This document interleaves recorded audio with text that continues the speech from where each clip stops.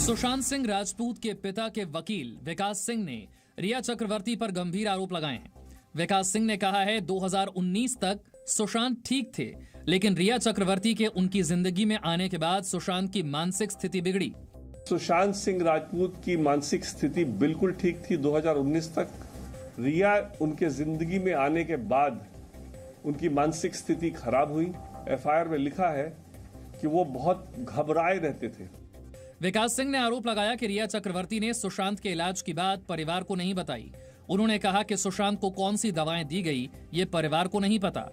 जो भी prescription family के साथ शेयर किया गया था उसमें कोई कभी कैजुअल तरीके से उसमें कभी भी कोई बीमारी का नाम नहीं लिखा था। कुछ दवाइयां लिखी थी जो कि नॉर्मली प्रिस्क्रिप्शन में नहीं होता है। दवाई के साथ साथ बीमारी लिखा होता है, तब दवाई लिखा होता है।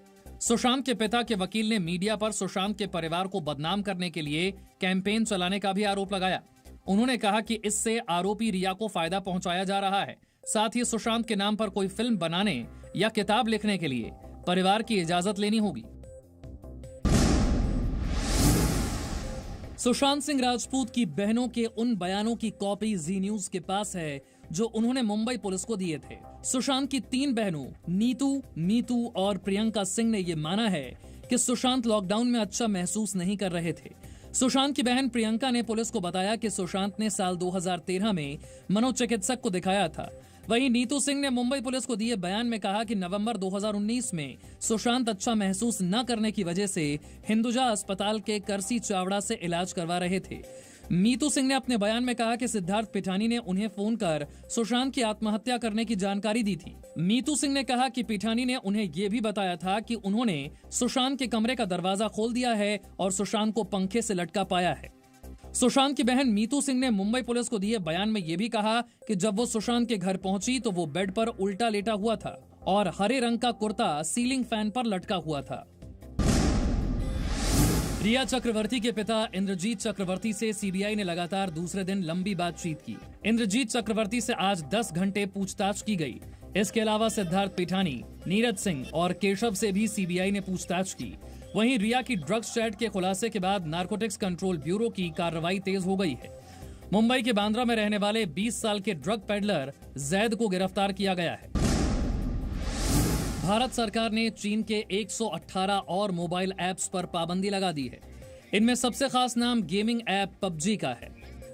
पबजी के अलावा Livik, Ludo All Star, WeChat Work, WeChat Reading, app lock, carrom friends जैसे मोबाइल ऐप पर पाबंदी लगाई गई है। सूचना प्रौद्योगिकी मंत्रालय ने कहा, प्रतिबंधित किए गए ऐप्स के खिलाफ डेटा दुरुपयोग की शिकायतें थी। इन ऐप्स का डेटा कलेक्शन संप्रभुता और अखंडता के लिए खतरा था।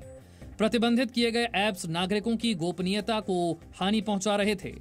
जो गलत चीजें हैं, हम माननीय प्रधानमंत्री जी के नेतृत्व में उसे भारत में किसी भी तरीके का राज करते नहीं दिया जाएगा, भारत में घुसने भी नहीं दिया जाएगा। और बैन चाइनीज प्रोडक्ट, ये तो पूरे देश भर में एक मुहिम बन चुकी है, एक जन जागरण बन चुकी है।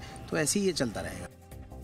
लद्दाख में चीन से तनाव बढ़ने के बाद चाइनीज मोबाइल ऐप्स पर प्रतिबंध की भारत की ये तीसरी कार्रवाई है।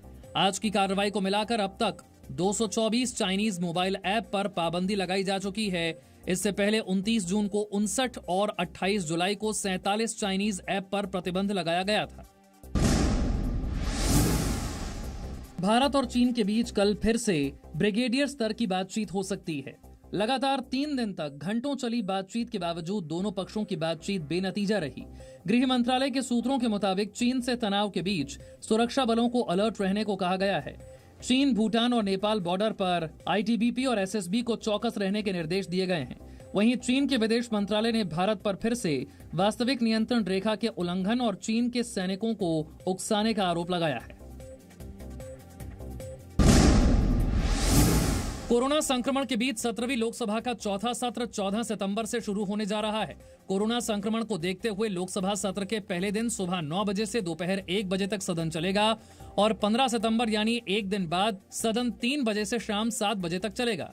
कोरोना संकट को देखते हुए लोकसभा और राज्यसभा की कार्यवाही में कुछ बदलाव भी किए गए हैं। मॉनसून सत्र में प्रश्नकाल नहीं होगा, लेकिन शून्यकाल रहेगा। विपक्ष ने प्रश्नकाल निलंबित करने का विरोध किया है। ये मांग करते आ रहे हैं कि किसी हालत प्रश्नकाल ये शून्यकाल को समय की कमी के चलते कोई पाबंदी नहीं लगाना चाहिए। राज्यसभा पहले दिन यानी 14 सितंबर को दोपहर 3 बजे से शाम 7 बजे तक बैठेगी। इसके बाद से राज्यसभा की कार्यवाही सुबह 9 बजे से दोपहर 1 बजे। Presenting B News app available on Google Play and App Store. Download it now.